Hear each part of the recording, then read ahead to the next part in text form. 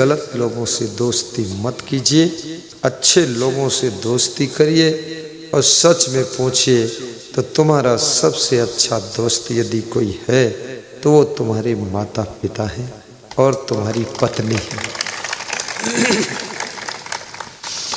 तुम्हारी पत्नी से बड़ा मित्र कोई हो नहीं सकता है, क्योंकि वो हमेशा तुमको अच्छी सलाह देती है। लेकिन पत्नी की बात पति कोई मानता नहीं है, ठीक से सुनता भी नहीं है। पत्नियां सुनाते सुनाते पागल हो गई, लेकिन पति सुनना बंद कर चुका है। पत्नियां दूसरों से भी कहना शुरू कर चुकी हैं कि हमारे पति जी तो हमारी बात सुनते ही नहीं हैं, लेकिन फिर भी पति मुस्करा देता और सुनता नहीं है। कभी सुन भी लिया तो मानता नहीं है, कभी मान लिया तो दूसरे दिन फिर वही काम करता है। ऐसा हाल पतियों का है। पत्नियां ज़्यादातर पतियों को समझाते समझाते थक जाती हैं, ऊब जाती हैं और बहुत कंटाल हो जाती हैं, परेशान हो जाती हैं। और समझाते समझाते स्त्रियां बहुत कम उम्र में ही डोकरी हो जाती है।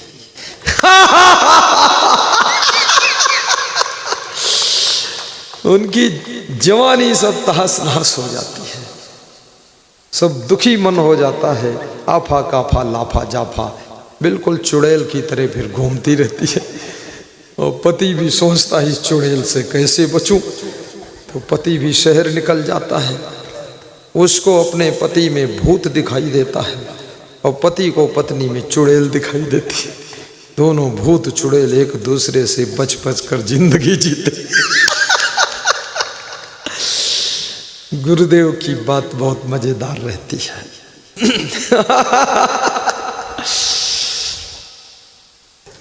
मंदोदरी के समझाने से यदि रावण समझ जाता तो रावण की इतनी दुर्दशा नहीं होती। जब अपने लोग समझाने लग जाएं तो समझ लेना खतरा बेहद बड़ा होने वाला है। जब तुम्हारी पत्नी तुमको डांटने लग जाए तो समझ लेना अब जान का भी खतरा मंडरा रहा है। जब तुम्हारा सगा भाई तुम्हारा विरोध करने लग जाए कि ये गलत है तो समझ लेना अब तुम्हारा सब विनाश होने वाला है। इसलिए बाप जब डांटे तो रुक जाना, और माँ जब घुड़क दे तो ठहर जाना, और पत्नी जब समझा दे तो समझ लेना, और भाई अगर कुछ कह दे तो मान लेना, और गुरु जो प्रवचन सुनाए उसी राह पर चल देना, तो जिंदगी कभी गड़बड़ नहीं होती। तो ये सदगुरु कबीर साहब की बात मैं कह रहा था। सदगुरु कबीर साहब से किसी भक्त ने प्रश्न पूछा है कि सुख कहाँ है और दुख क्यों है। हर आदमी का जीवन सुख दुख के बीच में गुजर रहा है। हमेशा सुख रहता नहीं है, थोड़े दिन सुख रहता है फिर दुख आ जाता है। दुख भी परमानेंट नहीं रहता है, दुख भी थोड़े दिन के बाद विदा हो जाता है और उसके बाद सुख आ जाता है।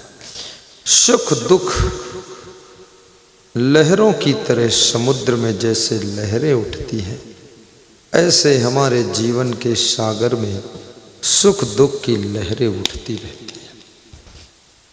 ज्यादातर लोगों के जीवन में दुख की लहरें उठती हैं और लोग बहुत दुखी हैं। हमारे पास अभी कुछ लोग दान भेंट करने आए तो कुछ महिलाएं कह रही हैं हम बहुत दुखी हैं, कोई कह रहा था हम बहुत बीमार हैं। है जवान अभी केवल 30 साल की है, बीमार है। 26 साल की बहुत दुखी, तो मैं सोचा ये 60 साल की होगी तब तक तो मरी जाएगी, अभी से दुखी है। अभी तो ताज़ा ताज़ा विवाह हुआ है, अभी अभी नया नया साजन मिला है, और साजन नहीं वो सजना के साथ सजा मिल रही है।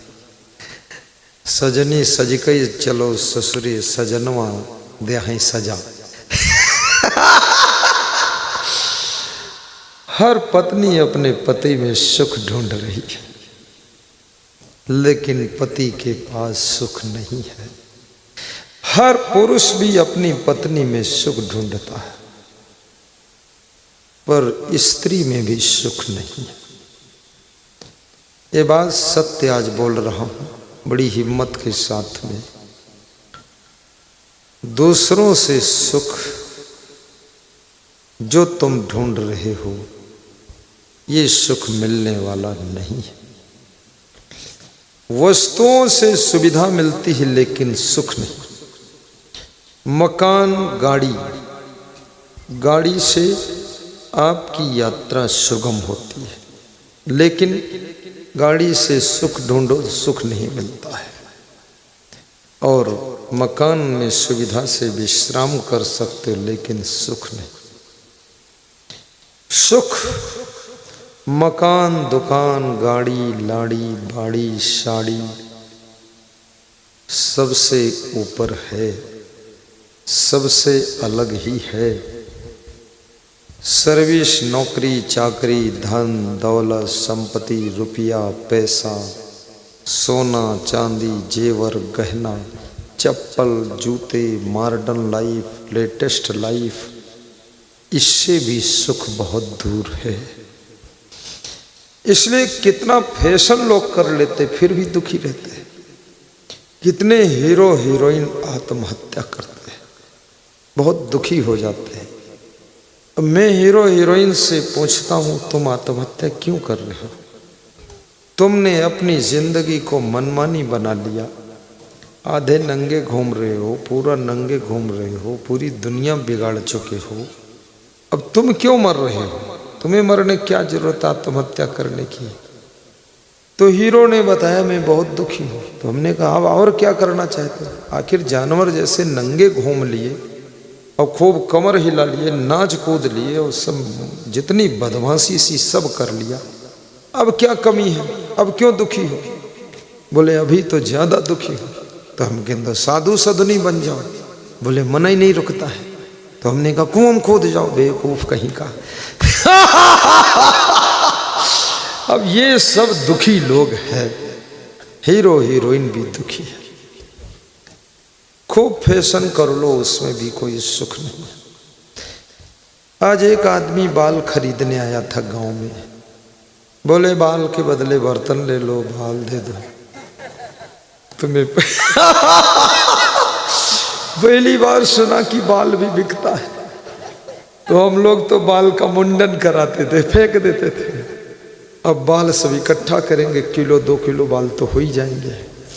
बाल बेचूंगा, बर्तन खरीदूंगा, बर्तन खरीद के तुमको बांट दूंगा। अब यहाँ तक लोग उतर गए कि बाल भी ले जा रहे हैं, पता नहीं क्या करेंगे बाल से। बाल से नकली बाल बनाएंगे, क्या होने वाला है। और इसलिए फैशन में सुख मत ढूंढो, ऐशो आराम में भी सुख मत ढूंढो। लेकिन याद रखना, तुम सोच लो कि हम पैदल चलें तो सुख मिलेगा, तो भी सुख नहीं मिलेगा। नंगे पांव चलो तो भी सुख नहीं। तुम बिल्कुल फटे चिथड़े कपड़े पहनो तो भी सुख नहीं। गरीबी में भी सुख नहीं। अमीरी होगी तो सुविधा से जीवन यापन कर सकोगे, और गरीबी होगी तो जीवन यापन में भी बाधा आ जाएगी। उसी मुलझे रहोगे, आज सब्जी नहीं है, शक्कर नहीं है, चप्पल नहीं है, उसी टेंशन में पड़े रहोगे। इसलिए गरीबी से अमीरी का जंजाल अच्छा होता है। अमीर बनो, धनवान बनो। पैदल से गाड़ी अच्छी है, गाड़ी में चलो, समय की बचत होगी। बरसात होगी भीगोगे नहीं, धूप होगी तपोगे नहीं, धूल होगी तो धूल तुम्हारे लगेगी नहीं, और समय पर जहाँ जाना है पहुँच जाओगे। इसलिए गाड़ी जरूर खरीदो, लेकिन गाड़ी में सुख न ढूंढो। सुख कहाँ मिलेगा हम बताएंगे भी कहाँ मिलेगा। आज बता दूं कि अगले साल बताऊं? आज ही बता दूं। हाँ, लोग तादाद से ज़्यादा दुखी हैं, इसलिए आज ही सुख जान लेना चाहते कहाँ मिलेगा। सब वहीं पहुंच जाएंगे, देखना। सत्संग से छूटते ही भागेंगे, सुख वहां मिलेगा। चलो। सुख ढूंढ रहे बन बन, सुख ढूंढ रहे बन में, गिरी गहवर के कंदर में। कवि ने बहुत गहरी बात लिखी है। सुख ढूंढ रहे बन में, वन में साधु महात्मा जंगल में जाकर के झाड़ी झंखाड़ में बैठते हैं, ध्यान लगाते हैं, सुख ढूंढ रहे। कितने साधु लोग पहाड़ों की कंदराओं में गुफाओं में जाकर ध्यान लगाते हैं। मैं कंदराओं में भी गया, गुफाओं में भी गया, जंगलों में भी गया, लेकिन वहां तो हमको सुख नहीं मिला, लेकिन भय मिला। भय, उसमें सांप निकला कंदरा से, और जंगल में भेड़िया शेर देखा तो हमने कहा वापस लौटो, सुख नहीं। सब कर चुका हूं मैं, उसके बाद सिंहासन पर बैठा हूं। हाँ, सब नंगे पांव भी चला हूं, 14 साल तक नंगे पांव ही रहा, सुख ढूंढ रहा था। बिना प्रेस किए हुए कपड़े 37 साल से पहन रहा हूं, 60 साल से, फिर भी सुख नहीं मिला। प्रेस नहीं करता हूं, लोहा नहीं लगाता, और मैंने कहा तुम चिथड़ा पहनो तो भी सुख नहीं मिले, भिखारी बनो तो भी सुख नहीं मिले, लेकिन अमीर बनोगे तो दुख कम मिलेगा। धनवान सुविधा से जिंदगी जीने का अवसर प्राप्त करता है, गरीब व्यक्ति असुविधा में ही दुखी रहता है। इसलिए धनवान भी बनो और गुणवान बनो। तो सुख कहाँ है? सुख ढूंढ रहे वन में, गिरी गहवर के कंदर में, पर पता नहीं तू पाया, पर पता नहीं तू पाया, वह है तेरे अंदर में। सुख ढूंढ रहे वन में, गिरी गहवर के कंदर में। पहाड़ों में सुख ढूंढने कभी मत जाना, ऐसी भूल मत करना। जंगलों में भी सुख नहीं है, वहां मत जाना,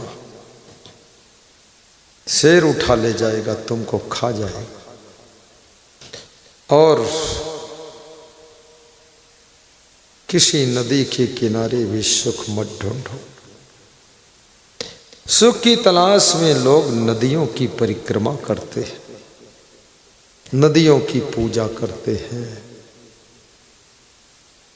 लोग पेड़ पौधों की पूजा करते हैं, मजारों की पूजा करते हैं, उजारों की पूजा करते हैं। 2-4 दीवाल बना दिया, ऊपर एक हरे रंग की चादर ओढ़ा दिया, और वहां जाकर माथा टेकते हैं, हे जिंद बाबा, हे परिंद बाबा, हे मजार देवता, तुम कुछ कर देना। वो जो मरा है ना, वो क्या करेगा? वो खुद ही बेचारा टेंशन में मरा है, जिसकी मजार है। तुम वहाँ खाम खाम भीड़ लगा रहे हो। और हिंदू तो बहुत मूर्ख है। अगर तुम कहीं लेटरिन पड़ी हो और ऊंची मिट्टी का ढेर लगा दो तो उसी को मत्था टेक देगा कि यहू कोई देवता निकले, और माटी के नीचे लेटरिन है। बहुत बैधुआ आदमी, जहाँ देखो वहीं हाथ जोड़े खड़े। इससे कोई भगवान नहीं मिलने वाले।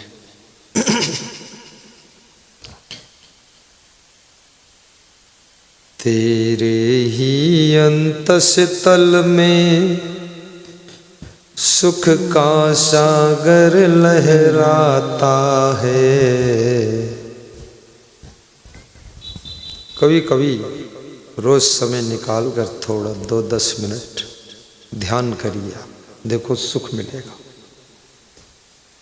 तो तुम पूछोगे ध्यान कैसे करें? ध्यान की विधि का विधि कुछ नहीं, विधि विधान कुछ है ही नहीं। जिसने विधि बनाई उसका तो ध्यान नहीं लगा है, उसका दिमाग अलग ही भटकता रहा। ध्यान बस आंख मूंद लो, बैठो शांति से, यही विधि है। कमर में दर्द होने लगे तो आंख मूंद कर लेट जाओ, शांति से आंखें मूंदे रखो। फिर ठंडी लगने लगे रजाई ओढ़ लो, लेटे रहो। मच्छर काटे मच्छरदानी लगा रहो, लेटे रहो, रजाई ओढ़ लो। और फिर भी अगर ध्यान न लगे तो गुरुदेव का प्रवचन चालू करके सुनते रहो, लेटे रहो। ऐसा ध्यान लगेगा बेहोश हो जाओगे, गहरी नींद आ जाएगी और इतना सुकून मिलेगा। सुबह आँख खुलेगी तो लगेगा वाह क्या आनंद मिला। बहुत लोग ऐसा करते हैं जैसा मैं बता रहा हूँ, और मैं तो करता ही हूँ। महिलाएं भी ध्यान कर लो थोड़ा, कुछ देर नाती पोता से भी दूर हो जाओ। ये सब चिरकुट में मत फंसो।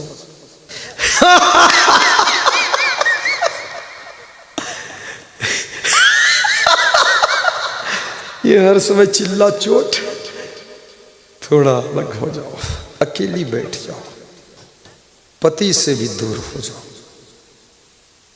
अकेले बैठो, देखो क्या सुख मिलता है।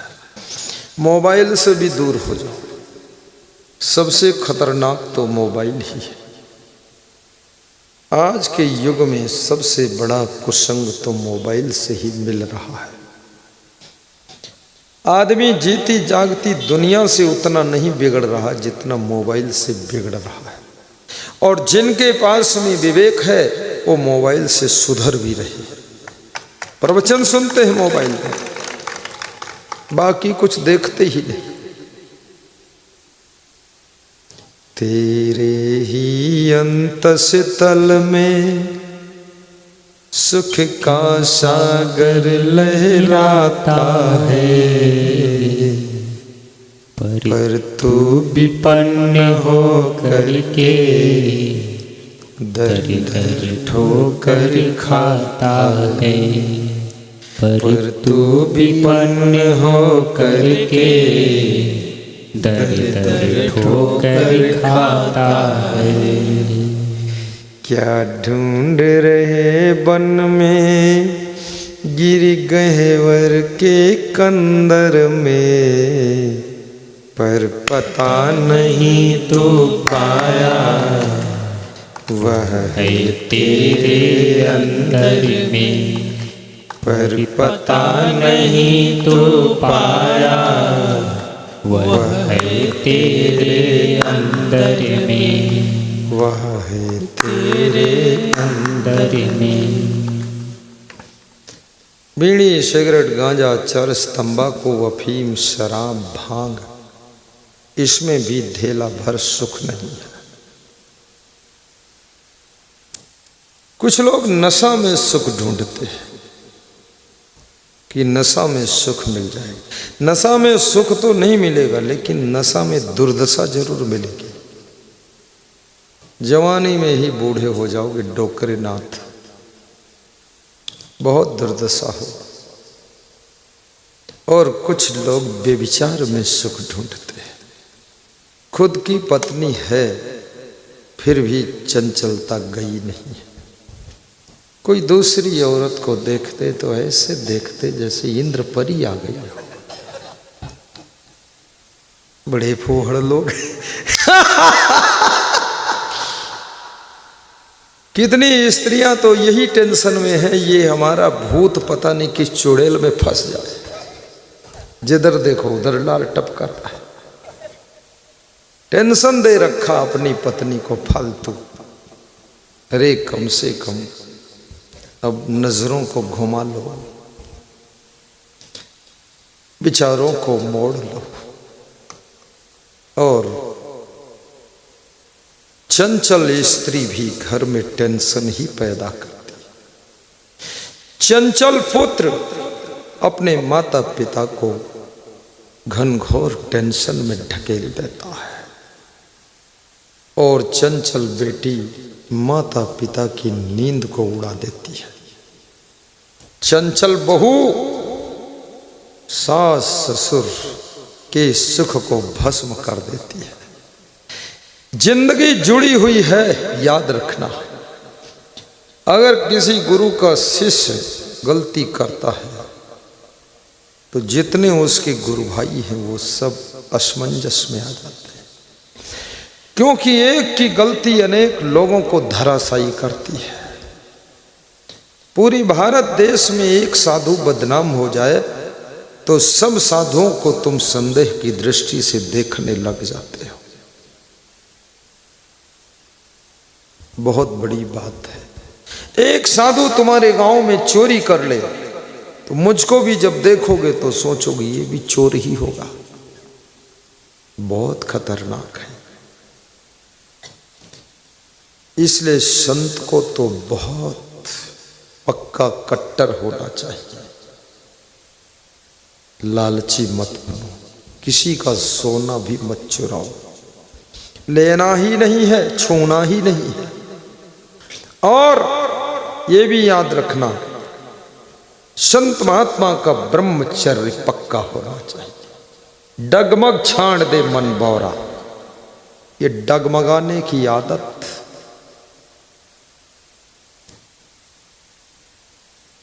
मेरे गुरु कहते थे तुम तो हमसे ज्यादा कट्टर हो। हमने कहा कट्टर नहीं, इंस्पेक्टर हूं।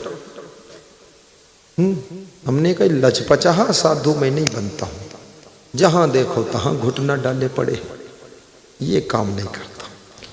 स्वयं चेतना को जागृत करिए।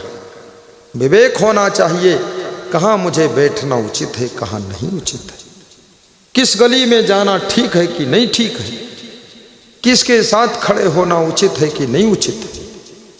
ये विवेक जिसका जागृत हो जाता है, वो संत हो चाहे गृहस्थ हो, उसके जीवन में सुख की बरसात होती है, सुख की बरसात होती है। जय जय जय जय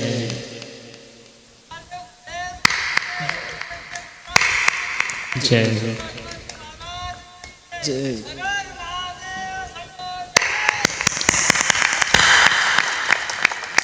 यही है ओम प्रकाश जो दान पात्र लाए थे। अथाह श्रद्धा है। तो कबीर साहब क्या कह रहे हैं, सुख कहाँ है। देरी भी स्वरूपा माताओं बहनों, देव तुल्य पुरुष बंधु और महाप्राज्ञ संत महात्मा। कबीर साहब कहते हैं सत्संगत से सुख उपजे, कुसंगत से दुख होए, कहें कबीर तह जाइए जहां अपनी संगति होए। कितनी बड़ी बात है। तीन बात है, सत्संगत करो तो सुख मिलेगा, कुसंगत करो तो दुख मिलेगा, और वहां जाओ जहां अपनी संगत है। अपनी संगत का मतलब क्या होता है, जहां तुम्हारी आत्मा को शांति मिलती। बाबा आज कैमरा मत चलाना, तुम अपनी जगह पर आ जाओ। कैमरा मत चलो, नहीं पंडाल फट जाएगा। हाँ, कैमरा चलाने में रुचि होती है लोग, मत चलाना, मान जाना लाल। सत्संगत से सुख उपजे, सत्संग से सुख उत्पन्न होता है और कुसंग से दुख उत्पन्न होता है। कुसंग क्या है, सत्संग क्या है, याद रखना। सत्संग ऐसे है जैसे फूलों की सेज होती है, कुसंग ऐसे है जैसे कांटों का पथ होता है। कुसंग का रास्ता ऐसे है जैसे कांटों से बिछा हुआ रास्ता है, कितना बचोगे तो भी कांटे चुभ जाएंगे। और सत्संग का पथ ऐसा है जैसे फूलों की सैया है, चाहे जिधर से बैठ जाओ कोमलता का सुख एहसास होता है।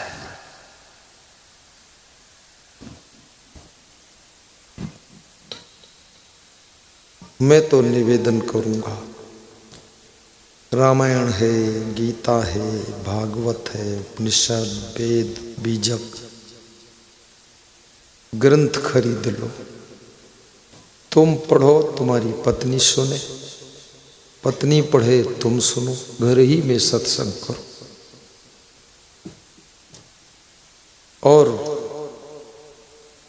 कभी सत्संग के शब्द तुम्हारे पिताजी भी बोलते हैं, ध्यान से सुन लिया करो। कभी कभी सत्संग के शब्द तुम्हारी माँ उच्चारित करती है, श्रद्धा से सुन लो। और कभी कभी तुम्हारा कोई मित्र भी सत्संग के शब्द सुनाता है। कभी तुम्हारी बेटी और बेटा भी सत्संग के शब्द प्रेषित करते हैं, परंतु उनके शब्दों पर तुम ध्यान नहीं देते, इसलिए गुरु की आवश्यकता पड़ती है। और गुरु जब अपने श्रीमुख से सत्संग के शब्द वर्षा करते हैं तो सबका तन मन भीग जाता है और सबको लगता है गुरु जी की वाणी अमृत वाणी है, इसको सुनना चाहिए।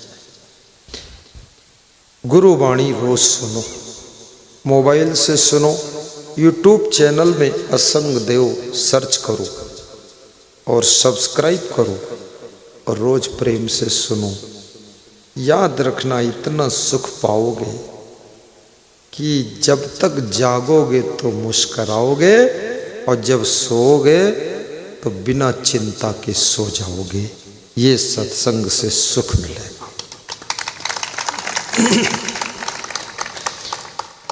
कितने लोग ऐसे हैं जो मोबाइल के यूट्यूब चैनल में गुरु जी की वाणी सुनते हैं, दोनों हाथ उठाकर बता दो। वाह, बहुत लोग हैं, कम से कम 50% है, हाफ मामला। बाकी लोग नीचे कर लो हाथ, बाकी पता नहीं क्या सुनता है। भगवान बचाए भूत प्रेतों से, कुछ तो सुनता है। सत्संग सुनो, सत्संगत से सुख मिलता है, जीवन का कण कण खिलता है। सत्संगत से सुख मिलता है, जीवन का कण कण खिलता है। सत्संगत से सुख मिलता है, सत्संगत से सुख मिलता है, जीवन का कण कण खिलता है, जीवन का कण कण खिलता है।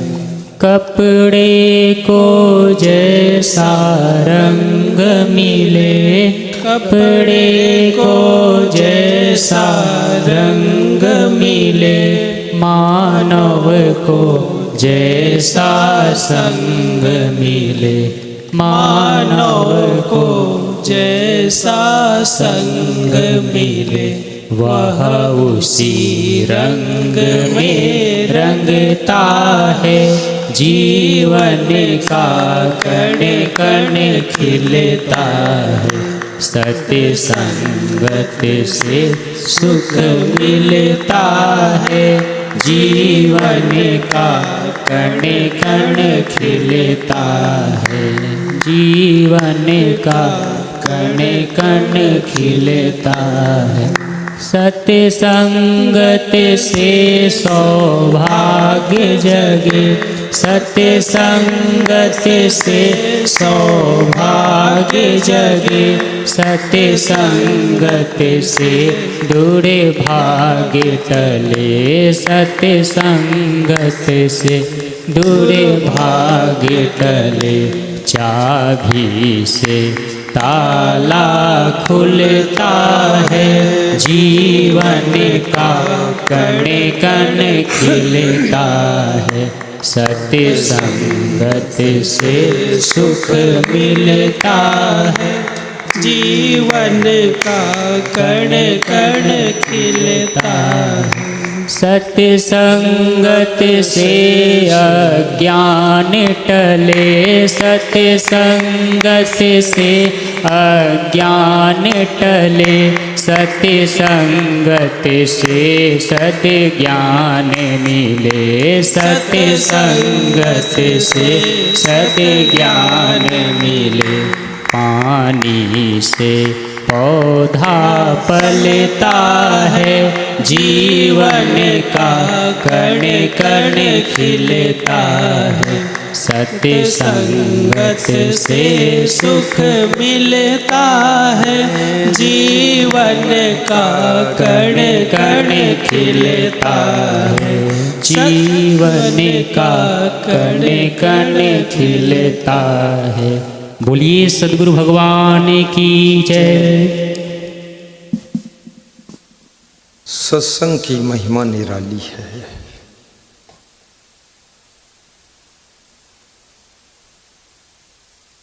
सत्संग कैसे सुख देता है। किसी गांव में एक चोर रहता था।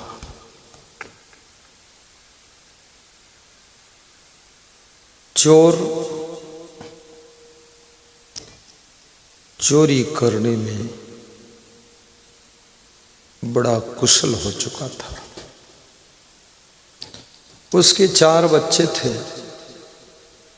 3 बच्चों को उसने चोरी करना सिखा दिया, लेकिन जो छोटा बच्चा था उसको चोरी करना नहीं सिखाया, क्योंकि चोर भी समझता था चोरी करना ठीक नहीं, चोरी करना पाप है।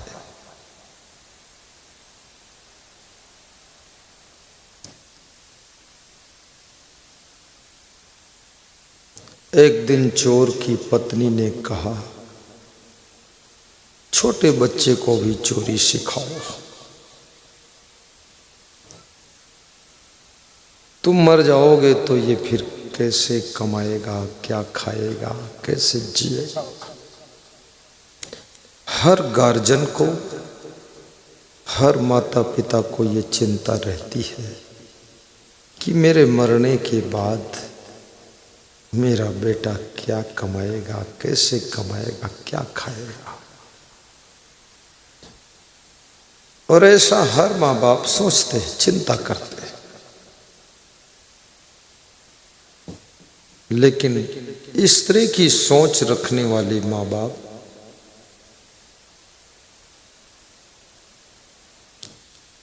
अपने दुख को बढ़ाते रहते हैं। क्योंकि आप माँ बाप बनो, लेकिन भगवान बनने की कोशिश मत करो। आपके बेटे का भाग्य बेटे की आत्मा के साथ है। और भाग्य एक ऐसा छुपा हुआ तिजोरी है जिसको कोई जानता नहीं इसके अंदर क्या है। एक समय था, प्रधानमंत्री नरेंद्र मोदी के माता पिता भी चिंता करते थे, इतने बच्चे हैं, इनका क्या होगा। मां के सामने ही उनका बच्चा प्रधानमंत्री बन गया। जो लोग कहते हैं कि बिना धन के राजनीति नहीं होती है, उनको भी शिक्षा मिल रही है कि ये नरेंद्र मोदी के माता पिता के पास कितना धन था, कुछ नहीं था। अब बिना धन के ही राजनीति किया, सबसे उच्च पद पर बैठा है। 15 साल सीएम और 15 साल पीएम,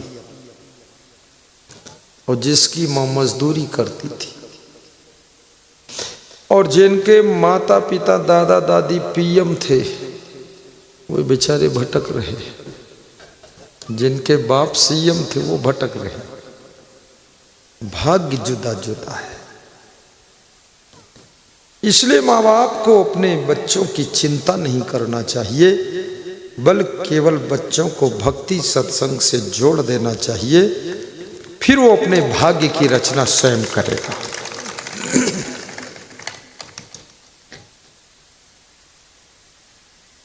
बेटियों की भी चिंता मत करो। ये मत सोचो कि बेटी की सर्विस लग जाए तब शादी करेंगे, बहुत गलत सोच है। शादी सर्विस से थोड़े होती है, शादी एक उम्र होती ना तब होती है। सर्विस लगेगी 32 साल की उम्र में, तब तक ये बेटी क्या करेगी? 14 साल की उम्र में बेटी और बेटा नए बच्चे को जन्म देने की उनके शरीर में सामर्थ्य पैदा हो जाती। इसलिए सरकार ने 18 साल की उम्र ढूंढा है। परिपक्व हो गई बेटी, 21 साल का बेटा, दोनों का विवाह कर दो। लेकिन लोग इसलिए विवाह रोक कर रखे हैं कि पढ़ लिख जाए, सर्विस लग जाए। तब तक बेटी 33 साल की हो गई, आधी डोकरी हो गई। माँ बाप वेटिंग कर रहे हैं कि नौकरी लग जाए तब शादी करेंगे। अरे उसकी किस्मत बुलंद होगी, सब हो जाएगा, आप चिंता क्यों करते हो? हमारे एक भक्त ग्वालियर, एमपी ग्वालियर है, वहाँ रहते हैं। मिलिट्री से रिटायर होकर आए, मिले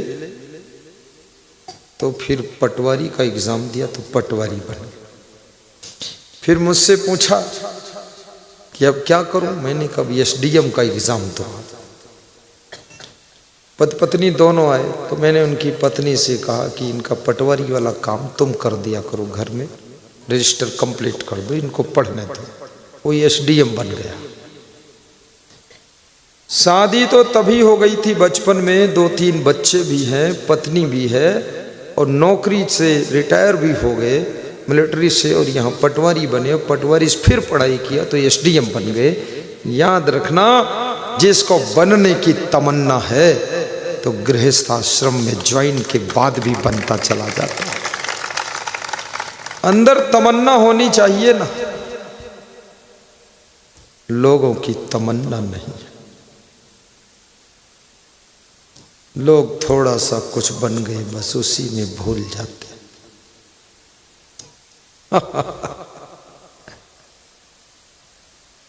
इसलिए चरैवेत चरैवेत चरैवेत,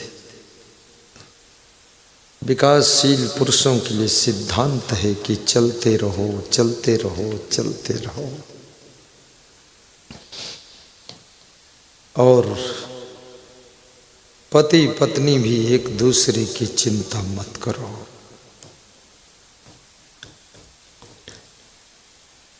आज हमारे अतिथि के रूप में विधायक मुनमुन जी पधारे हुए हैं, ताली बजाते।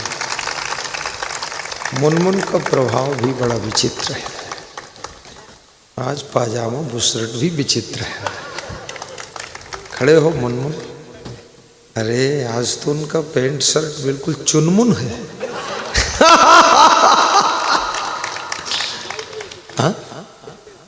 हाँ, बहुत अच्छी ड्रेस है, पहली बार ऐसी डिजाइन देखा था इसलिए।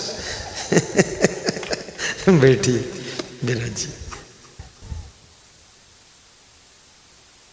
बहुत प्रिय हैं संतों के, बड़े उदार मना है, सेवाशील है। तो हमेशा चलते रहो, आगे बढ़ते रहो, कभी जीवन में घबराना नहीं है, प्रेम से रहो। तो सुख कहाँ है? जहां जहां गुण बढ़ते हैं वहां वहां सुख बढ़ता है। नम्रता, सरलता, सौम्यता, सभ्यता, शालीनता, शिष्टता, भद्रता से सुख का जन्म होता है। समता जननी है, समता भी रखो। तो मैं सुना रहा था, वो चोर ने अपनी पत्नी से कहा कि चोरी करना ठीक नहीं, इसलिए मैंने छोटे बच्चे को चोरी नहीं सिखाया, ये कुछ और करेगा। लेकिन बच्चे की माँ की ममता बहुत होती है। माँ ने कहा, तुम भेदभाव मानते हो, 3 बच्चों को चोरी सिखा दिया, ये छोटा वाला क्या पाप किया जो इसको चोरी नहीं सिखाया? बोले चोरी सीखेगा तभी पाप करेगा, अभी कहाँ पाप किया है? चोरी ठीक नहीं। चोर को भी पता है कि चोरी ठीक नहीं, बहुत बड़ी बात है। गलत करने वालों को भी पता होता है गलत करना ठीक नहीं। तिलक सेवा हो रही है, प्रेम से तिलक लगवाइए और श्रद्धा से आरती की थाल का दर्शन कीजिए और अपनी दक्षिणा भी अर्पित करके पुण्य प्राप्त कीजिए। तो चोर जब ज्यादा उसकी पत्नी पीछे पड़ गई कि इनको सिखाओ चोरी सिखाओ चोरी, तो एक दिन बोला चल ले चलता हूं। छोटे बच्चे को ले गया और किसी गांव में रात में घुसा, तो किसी के घर में घुस गया। चोर कब घुसता है घर मालिक भी देख नहीं पाता है, यही चोर की खासियत होती है। और चोर कब चोरी करता है घर के लोग जान नहीं पाते हैं, चोरी हो जाती है। अगर जान जाओ तो फिर चोर कैसा है? चोर का मतलब है चुपके से जो हो जाए वही तो चोर है। चोर अंदर घुसा और लड़के से कहा तू इसी में छिप के बैठ इस कमरे में। और चोर बाहर निकला और उस कमरे का दरवाजा बाहर से बंद कर दिया, कुंडी लगा दी और फिर गांव में शोरगुल मचा दिया कि तुम्हारे घर में चोर घुसा है। गांव में कई चोरियां हो चुकी थी, तो गांव के लोग लाठी डंडा भाला तलवार लेकर सब इकट्ठे हो गए। अब वो लड़का अंदर फंस गया और बाप शोरगुल मचाकर भाग गया।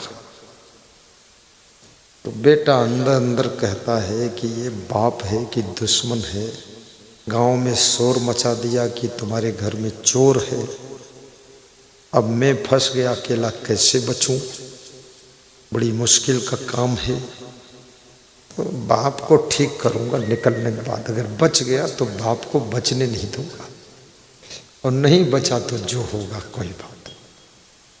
उस समय गांव में दीपक चिराग जलाए जाते थे, तो लोगों ने चिराग जलाया और कहा चिराग जलाकर अंदर घुसो, इसी कमरे में चोर है।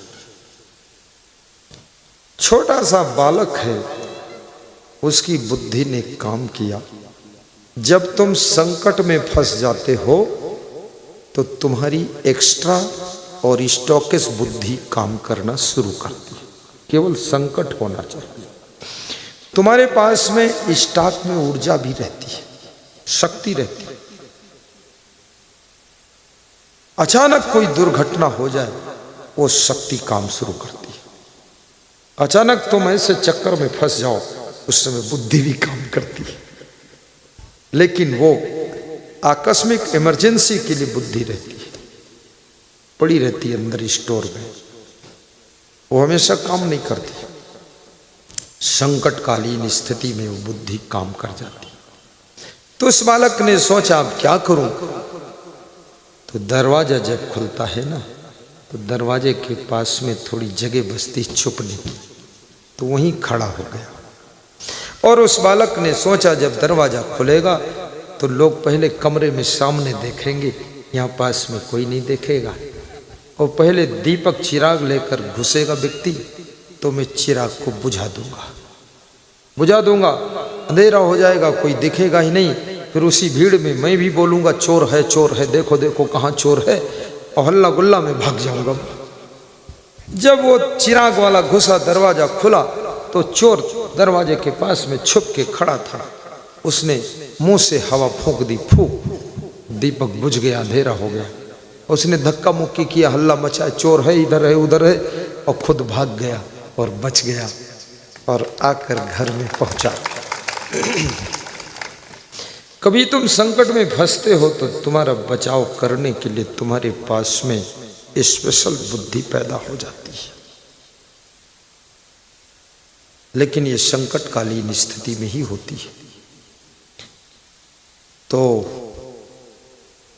घर में आकर देखा उसके पिताजी रजाई ओढ़कर सो रहे हैं और बाप को भरोसा था कि मुझ जैसे चोर का बेटा पकड़ा तो जाएगा ही नहीं, कैसे न कैसे निकल आएगा। और धीरे से आया, बाप की रजाई खींचा और बाप से झगड़ना शुरू किया। तो बाप ने कहा तू सुरक्षित आ गया ना? बोले हाँ आ तो गया पिताजी। बोले तो नींद डिस्टर्ब मत कर, तू भी रजाई ओढ़कर सो जा, क्योंकि तू जिंदा है। बस तेरे सभी भाइयों ने 6 महीने में चोरी सीखा है और तूने एक रात में सीख लिया, तू ट्रेंड हो गया, जाओ बात खत्म। सवेरा हुआ, चारों बेटों को बुलाया और कहा कि तुम चारों पुत्र अब ट्रेंड हो चुके हो, हमारा अंतिम समय आ रहा है। मैं आपको एक ज्ञान की बात बता रहा हूं, संतों का सत्संग कभी मत सुनना, सत्संग में जाना मत। और इतना कह करके पिता का देहावसान हो गया, मृत्यु हो गई। बच्चों ने अपने पिता की बात को संभाल कर याद कर लिया। कुछ दिन के बाद बच्चे चोरी के लिए गए, चारों बच्चे। तो रात का समय था, जिस गांव में पहुंचे तो उस गांव में जो रास्ता था, रास्ते में रात में कोई संत सत्संग सुना रहे थे और रास्ता वही था। चारों भाइयों ने सलाह किया, पिताजी ने अंतिम समय में बताया था कि संतों का सत्संग कभी सुनना मत। अब ये सत्संग हो रहा यही रास्ता, तो क्या करूं? तो चारों ने सलाह किया, कान में उंगली लगा लो और दौड़ के निकल जाओ। कान में उंगली लगाया, दौड़ कर निकले। 3 तो निकल गए, जो छोटा वाला चौथा था वो भैंस के खूंटा में पांव लड़ गया और गिर पड़ा और कान का उंगली निकल गई और 2 बातें सत्संग की सुन लिया। पीछे से पहुंचा अपने भाइयों के साथ, तो भाइयों ने पूछा तूने सुना तो कुछ नहीं? बोले सुन लिया, जबरदस्ती सुना, कान का उंगली निकल गई, वो खूंटा लड़ गया भैंस का, चोट भी लगी, गिर पड़ा, क्या करूं? क्या सुना? बाप ने कहा था सत्संग मत सुनना, तूने सुन लिया तो क्या सुना? बोले हमने ये सुना कि जो देवी देवता होते हैं उनके पैरों के निशान नहीं बनते और देवी देवताओं के शरीर में छाया नहीं बनती। तो सब चोरों ने कहा कोई बात नहीं, देवी देवतक बात है तो चोरों की बात ही नहीं, कोई डिस्टर्ब होगा नहीं, चलो। गए, चोरी किया, बहुत बड़ी चोरी लग गई। चोरी करके आए, बहुत धन मिला, सोना चांदी मिला।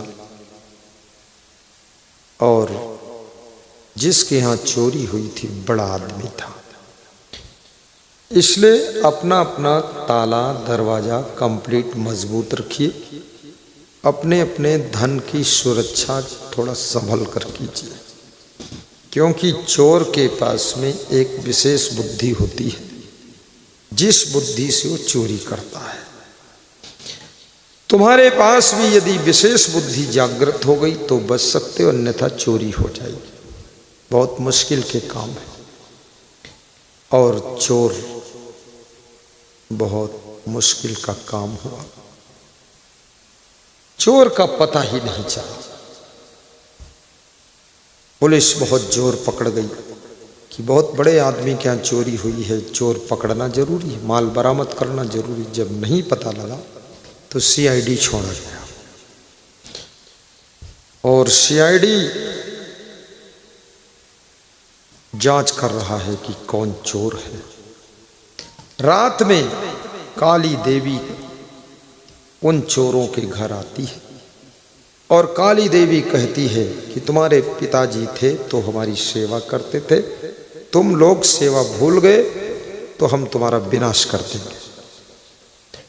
उन चोरों ने कहा हम माफी चाहते हैं, हम भी आपकी सेवा करेंगे, जो भी पूजा पाठ करना कर देंगे, लेकिन विनाश मत करना। देवी ने कहा एवमस्त, जल्दी पूजा करना, 3 दिन का मौका है। और देवी वापस लौटी। जब वापस लौटी तो छोटे भाई ने कहा देवी देवताओं के छाया नहीं होती है, जरा देखो। देखा तो उसके छाया भी थी।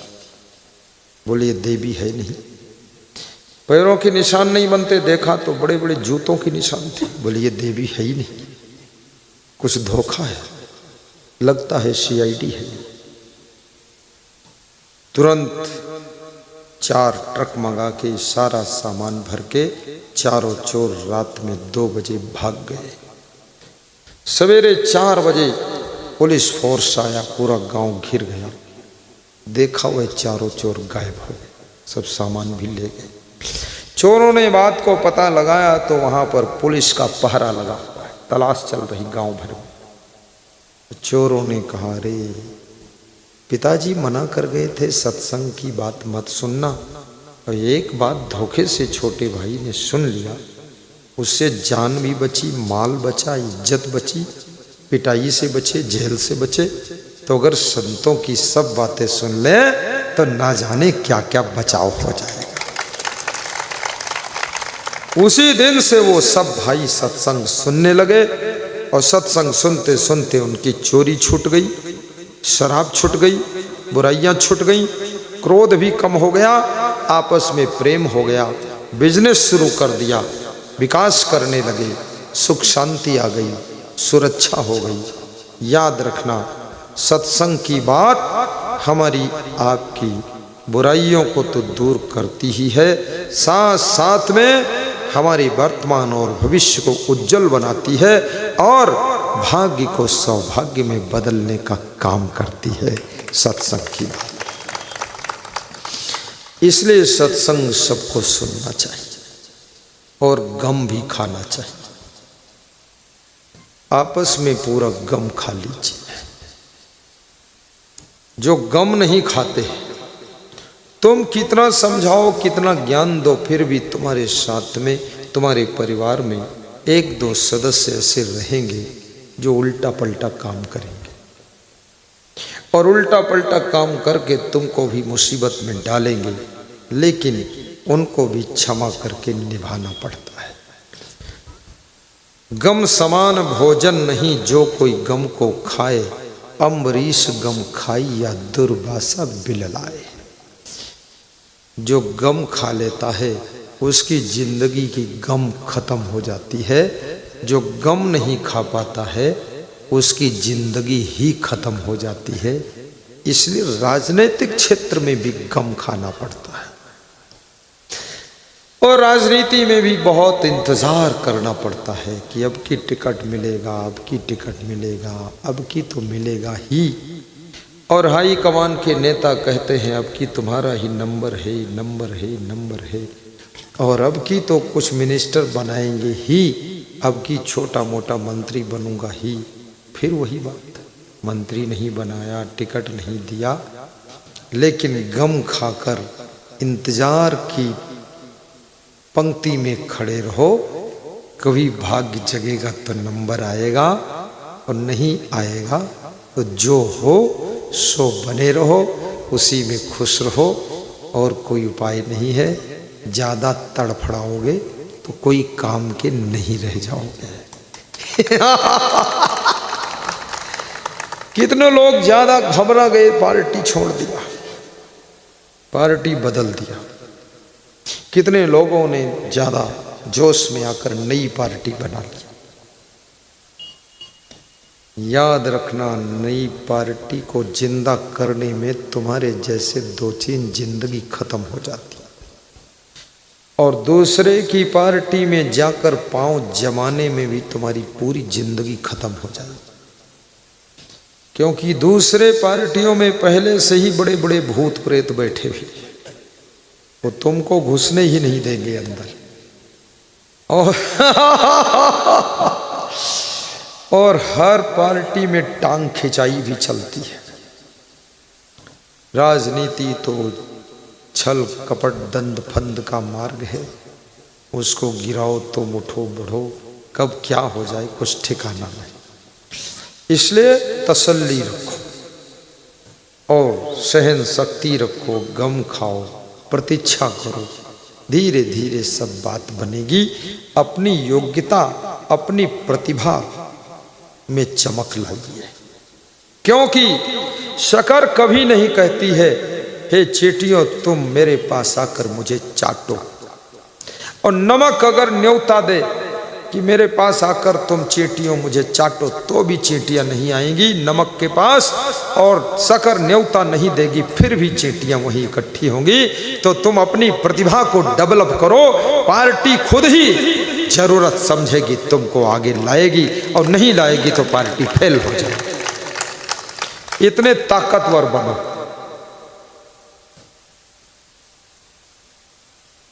अपने को जबरदस्त बनाइए। संत समाज में भी यही बात है, स्वयं की प्रतिभा का विकास करिए। स्वयं लपोड़ शंख बने हुए हो, खीसे काटते हो, तो कभी नहीं डेवलप करोगे।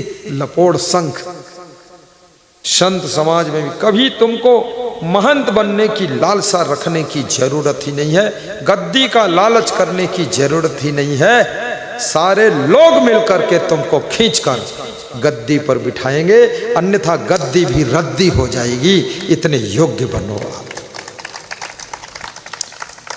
गुजरात में बना हुआ मुख्यमंत्री नरेंद्र मोदी, उसको खींचकर दिल्ली लाया गया। क्यों? पार्टी की जरूरत थी इसलिए लाए थे, नहीं तो गुजरात से ढकेल कर समुद्र में डुबा देते उसको, कोई लाने वाला नहीं था। लेकिन पार्टी को लग रहा था इस आदमी के बिना हम 30 साल से फेल हो रहे हैं और फेल हो जाएंगे, इसको लाना ही पड़ेगा तभी सफल होंगे। ऐसा सोच हुआ पार्टी का, और उसको लाते ही उनको सफलता मिल गई और सबको चारों खाने चित्त कर दिया और आगे निकला व्यक्ति। ऐसी प्रतिभा का विकास करिए। बोलना भी सीखिए और तौलना भी सीखिए और झुकना भी सीखिए, व्यवहार की कला भी सीखिए, सरलता नम्रता भी सीखिए और दबंगई भी सीखिए। हर जगह तुम सोचो कि म्याऊं म्याऊं करूं तो काम चल जाएगा, अरे जी ऐसा नहीं हो सकता है। कहीं सिंह की तरह दहाड़ना पड़ेगा आपको। दहाड़ना भी सीखो और हंसना भी सीखो, ठहाका मारकर। चुनाव हार जाओ, इतने जोर हंसो कि बादल में छेद हो जाए, बरसात शुरू हो जाए और टिकट कट जाए, खौफ गहरी नींद सो, चलो उल्लू पंथ से बाहर हो गए। दुखी होना ही नहीं है, आराम से जिंदगी जियो। तुम्हारी योग्यता तुमको उठाकर आगे लाती है। कहीं भी हैं आप। मैं गुजरात गया, एक महंत जी मिले, बोले हम आपको यहाँ का महंत बनाएंगे। तो हमने कहा हमसे भी तो पूछ लो कि हम बनना चाहते कि नहीं। बोले तो तुम बताओ ना। तो मैंने कहा मैं यहाँ का महंत बनना ही नहीं चाहता। बोले क्यों? 200 एकड़ जमीन है, 250 गाय है, हॉस्पिटल है, बड़ा आश्रम है, देश विदेश प्रचार है। हमने कहा किसी की गद्दी वद्दी में नहीं बैठता। काशी गया, वहाँ के महंत बोले हम तुमको महंत बनाएंगे, संस्कृत पढ़ाएंगे। अरे हमने कहा मैं संस्कृत नहीं पढ़ता, हिंदी में तो बात करना आता नहीं, संस्कृत पढ़ के बैठे फालतू। हिंदी बोलो कोई सुनने वाला नहीं, संस्कृत बोल रहे खाम खा आड़म गड़म भाषा। बोले तुम अलग मॉडल के हो। हमने कहा हम तो अलग ही मॉडल है। मैं बिहार गया, वहाँ का एक गुरु, बड़ा गुरु मिला प्रचारक। बोले तुम हमारे पास रहो, तुमको यहाँ का महंत बना दूँ, चाबी दे दूँ और गाड़ी खरीद दूँ और जो तुम कहोगे वही करूँगा। तुमने कहा मैं कहूँगा तुम करोगे, तो मैं बिल्कुल नहीं रहूँगा यहाँ। क्योंकि जब गुरु मैं कहूँ वो करेगा तो इसका मतलब तुम्हारे में गुरु तत्व नहीं।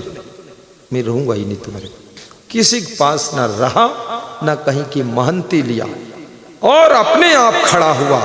तो जो पुराने 250 साल 400 साल पुरानी गद्दियां थी वह सब पीछे हो गई और अपना बिना गद्दी के आगे रथ बढ़ा है।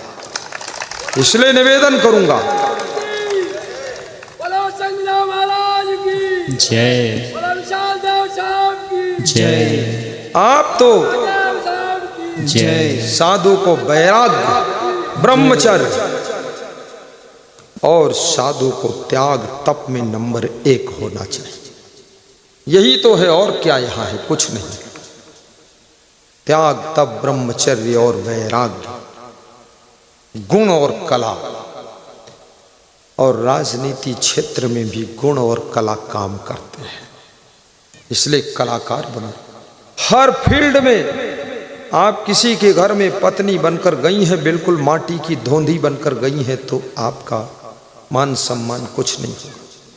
कलाकार बनो, सलाहकार बनो, चित्रकार बनो, काव्यकार बनो, गद्यकार बनो, थोड़ा व्याख्याकार बनो। कुछ नहीं मालूम है, केवल गाली देना आता है। बड़ बड़ बड़ बड़ बड़ बड़ बड़ चिड़चिड़ चिड़चिड़ चिड़चिड़ चिड़चिड़ चिड़चिड़ी उड़पड़ी घुड़पड़ी धुड़पड़ी। अरे ये गाली बंद कर, ठीक से झाड़ू लगाना सीख, घर को संभालना सीख, चमन कर दे घर को।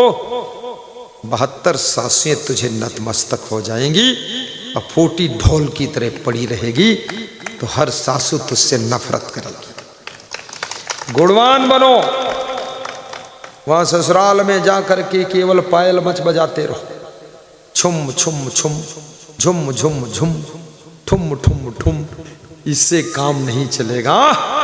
दौड़ दौड़ कर मैनेजमेंट करो अपनी फैमिली का, और बुद्धिमत्ता का डिसीजन। ऐसी बात कहो, लोगों की 1000 बात के ऊपर तुम्हारी बात वजन होना चाहिए। हर आदमी तुम्हारी बात का इंतजार करेगा, और तुम ऐसी बात करते हो तुम्हारी बात में दम नहीं, हर आदमी तुम्हारी बात को काट देगा, कोई नहीं मानेगा।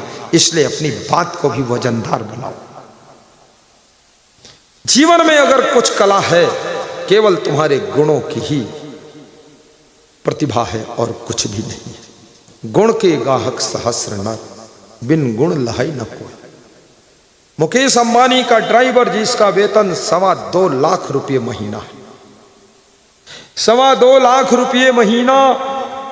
तुम यहां ड्राइवर ढूंढ लो, 2.25 लाख रुपये महीने में 20 ड्राइवर मिल जाएंगे। 20 जंबो टीम इकट्ठी होगी, लेकिन वो ड्राइवर थोड़े, वो तो पूरा भैंसा नाथ। जब वो गाड़ी चलाएगा तुम डरोगे, जब गाड़ी चलाएगा बोलेगा अरे रे रे बचो बचो, ए देखो देखो, यही चिल्लाते रहो, शांति से बैठ ही नहीं पाओगे।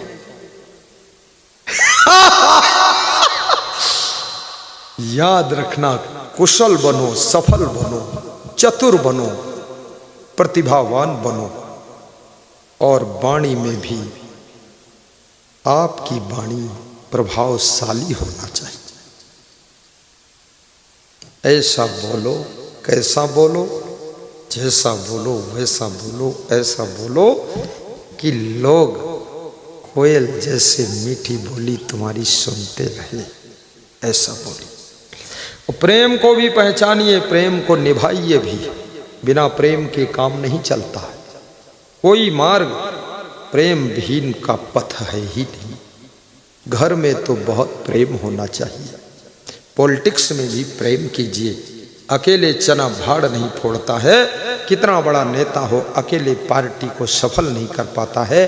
पार्टी को सफल करने के लिए लाखों छोटे बड़े नेता कार्यकर्ता बन करके तुम्हारे साथ सहयोग करते हैं, तब पार्टी सफल होती है। इसलिए उन कार्यकर्ताओं को भी थोड़ा गले लगाइए, प्रेम कीजिए।